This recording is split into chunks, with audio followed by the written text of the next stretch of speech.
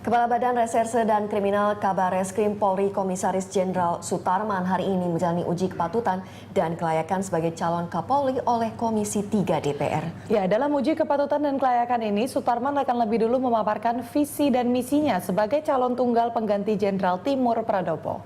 Paparan dari Kompolnas dan PPATK akan menjadi acuan bagi Komisi 3 DPR dalam mengajukan pertanyaan. Komisi 3 akan menilai uji kepatutan dan kelayakan sebelum memutuskan menerima atau menolak calon yang diusulkan Presiden SBY ini. Ketua PPATK M. Yusuf sebelumnya mengatakan keuangan Sutarman bersih dari transaksi mencurigakan.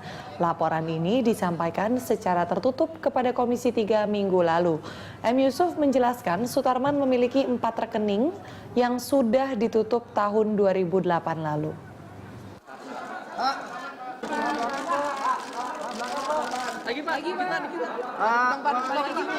Baik pemirsa, untuk mengetahui informasi selengkapnya kita segera bergabung dengan reporter Adisti Larasati. Ya Adisti, apa perkembangan dari uji kelayakan terhadap Sutarman, Adisti?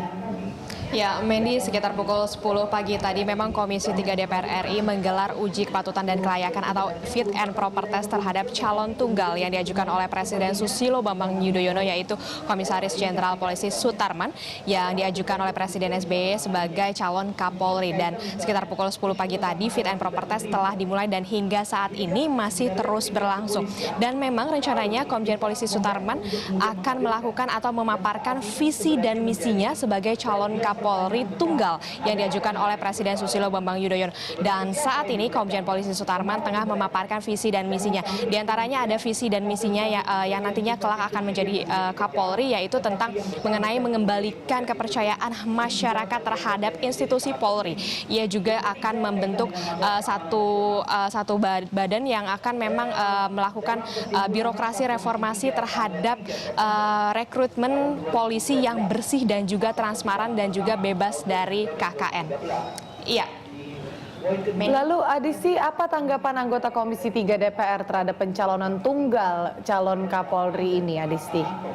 Ya, memang ada beberapa tanggapan mengenai calon tunggal Kapolri, yaitu Komjen Polisi Sutarman, yaitu anggota Komisi 3 DPR RI Ahmad Yani menuturkan bahwa mereka memang mendukung adanya pencalonan Komjen Polisi Sutarman yang dinilai memang patut untuk menjadi atau maju ke dalam bursa Kapolri. Dan Ahmad Yani juga menuturkan bahwa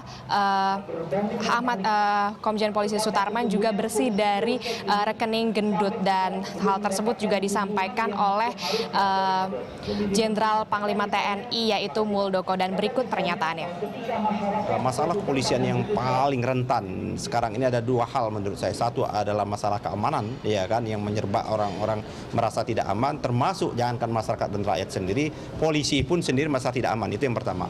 Yang kedua yang menurut saya adalah kelemahan betul kepolisian dalam hal menuntaskan kasus-kasus tindak pidana korupsi. Nah, oleh karena itu P3 menggagas betul, ya kan, kita menggagas betul. Apakah Pak Tarman juga akan menyetujui ide kita? Kenapa tidak membentuk yang namanya Densus anti tindak pidana korupsi? Kita sudah ada yang namanya Densus terorisme.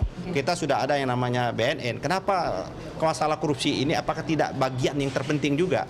Pas, sudah cocok. Nah, gitu. Bisa membangun gimana, Pak? Ya, saya kira performance selama beliau bekerja cukup baik. Beliau teman saya yang saya pahami dari Taruna, saya kenal beliau, dan kinerjanya selama ini cukup.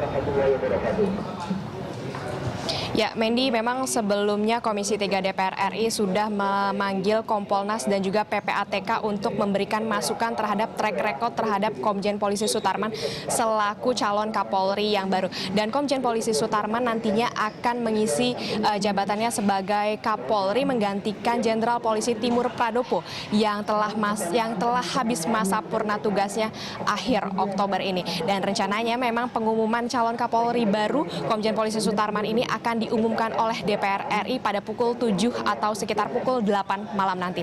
Demikian itu yang dapat kami laporkan langsung dari DPR RI. Kembali ke Mendy. Baik, terima kasih atas laporan Anda. Adisti Larasati melaporkan langsung dari Gedung DPR Jakarta.